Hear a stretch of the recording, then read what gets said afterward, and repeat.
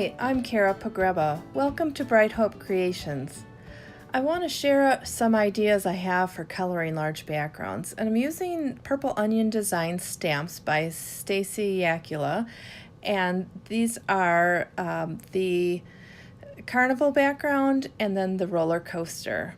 They're red rubber and they are not cling, so what I use is this is just one method, but this is some acetate with sticky tape on one side, and then on the other side it's plain.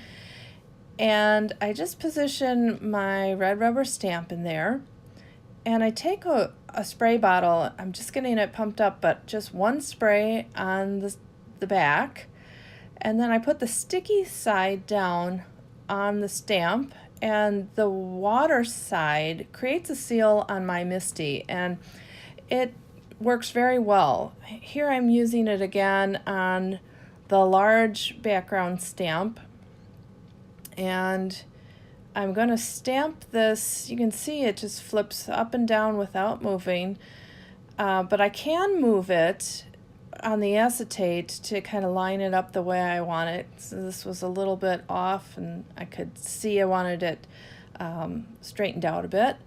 And then just stamp that up, and I am second generation stamping this because I want the background to be lighter than the foreground.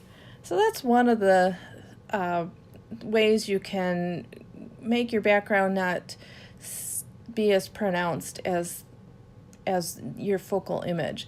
And I'm masking up my image, the roller coaster, and I stamp that down, and here's the nice reveal. It's all ready to be colored. Now, I colored the pig and bird on another video, and I'll link to that, but I wanted to show you more about just some other tips.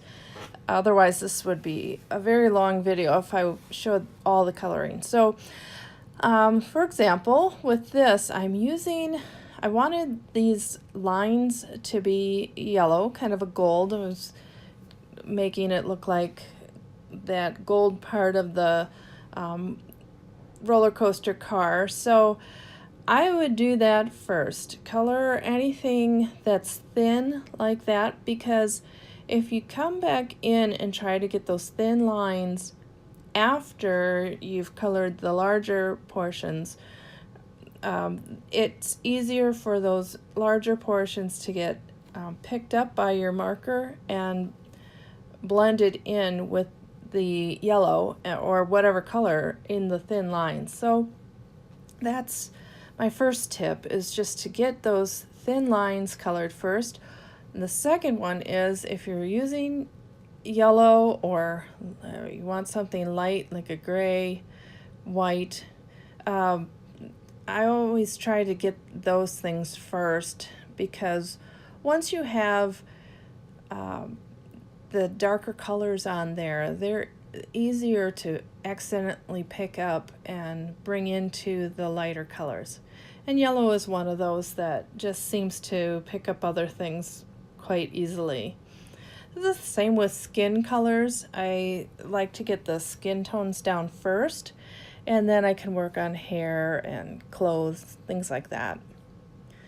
So you can see I can get into these thin lines even with this brush nib, just because I point my tip up and down instead of to the side, and I can get in there.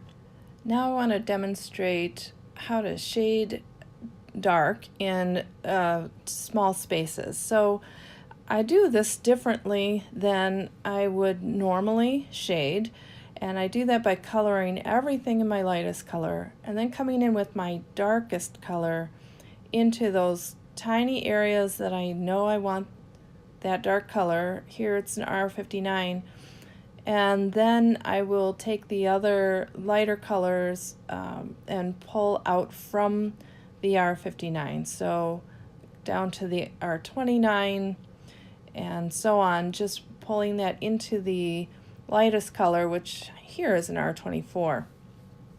And It's different than I usually color. I usually go in with my lightest into the shadow areas just to make sure I know what the shadows will be. But in this case, I don't want to run a red marker over these tiny areas more than I have to, because it would possibly bleed out into the other colors, or just somehow it's just easier to make a mistake and color outside those lines. So then I just blended it through. Here I'm coloring up the wood on the roller coaster, and I'm coloring the whole thing again. It's still a small area, and then coming in with my next darkest, getting where I want those shadows, and kind of going with the grain of the wood that's drawn in there to try to emphasize those lines.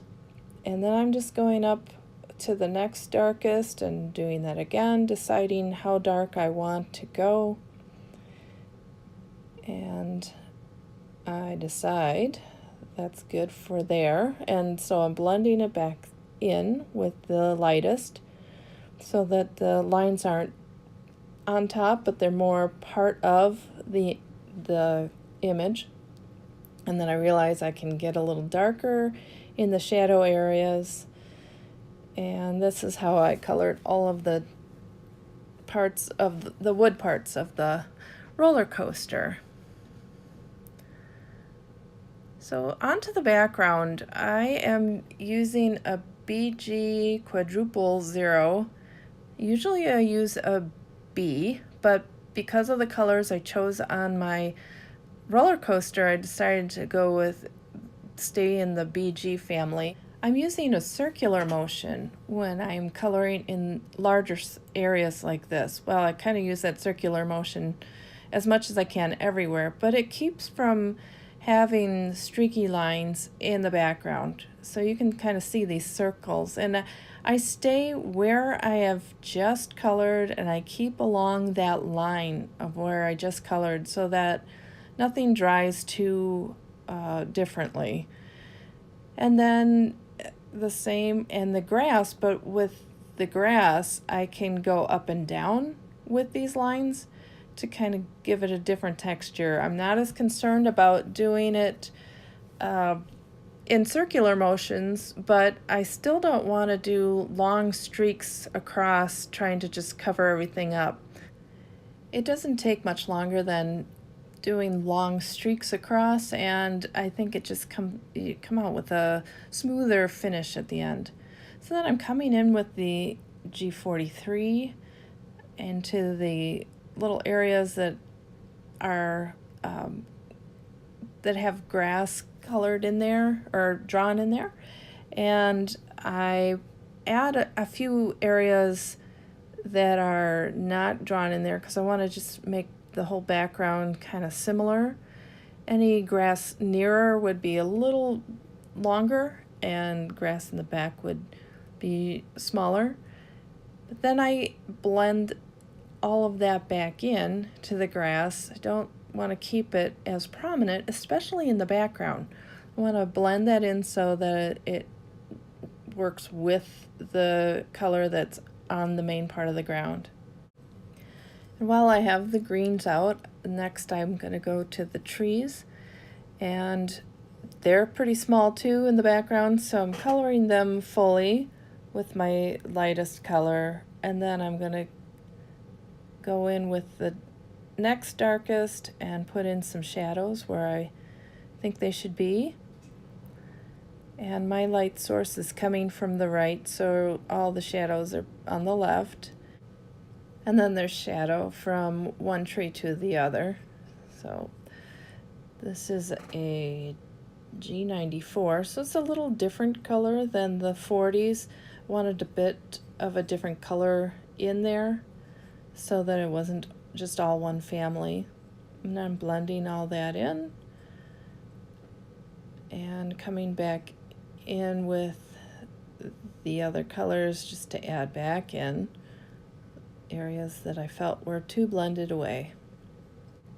On backgrounds like this, I, in the past, always felt like I needed to ink blend with Distress ink for the sky and the grass, but I have found that it really is not a lot more difficult. Well, it's not any more difficult with Copics as long as I use circular motion, or like I did in the grass, kind of a up and down motion instead of streaks of color. And it turns out smooth, it doesn't take long, and it works really well. It also means I don't have to mask everything off to prep it for the ink blending. I don't feel like, well, if I didn't blend it out smooth enough, then I've got a problem. So there are a lot of benefits to doing the background with a Copic marker. I can also color over and over to get the effect that I'm looking for. So another thing about coloring in the background is I'm keeping my colors lighter and duller than the foreground so that the front image is my focal point and remains that way.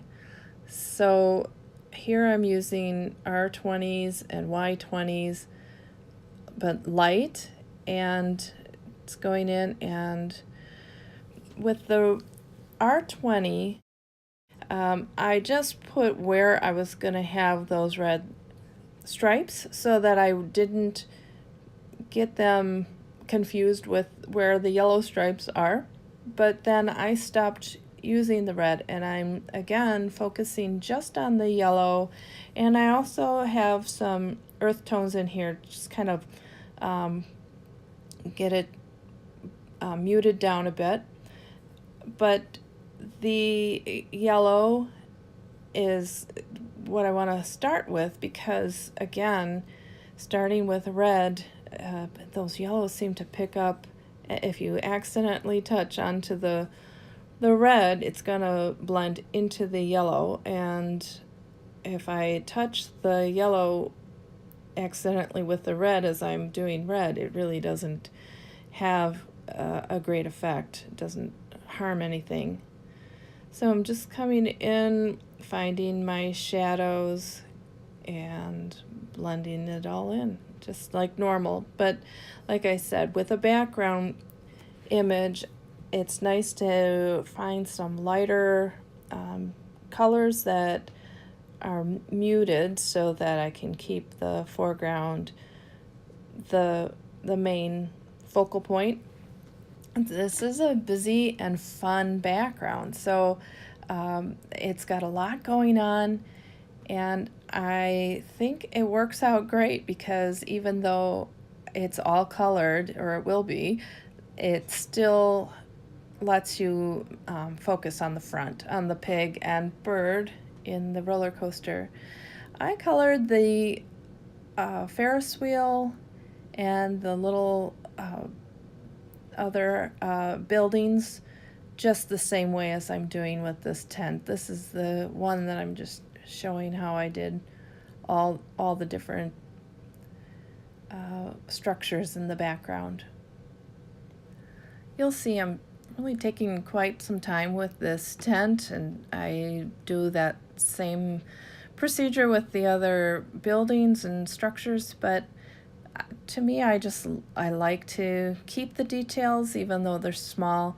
You don't have to. You can do less because, again, it's not your focal point, so it doesn't need to be as detailed in shading as I'm doing.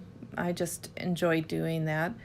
And you can see here I am coming back into the yellow now that I have that red complete, because I want to make sure that it has the shadows similar to I did in the red. So I am going back in, but I'm just being careful with that. Now once I have the background all colored, I am going in with a Zig Writer in Platinum, which is a light gray, and just adding in lines that I might not have stamped perfectly because of my masking of the roller coaster image. I want to mention that if you're here in May of 2019, that these stamps are now available from Purple Onion Designs as part of Stacey Yacula's Sunny Meadow Fair stamp collection. I hope you enjoyed this video and found some helpful ideas for coloring backgrounds with Copics. If you did, please give this video a thumbs up and subscribe to my channel. Thanks for watching and have a great day.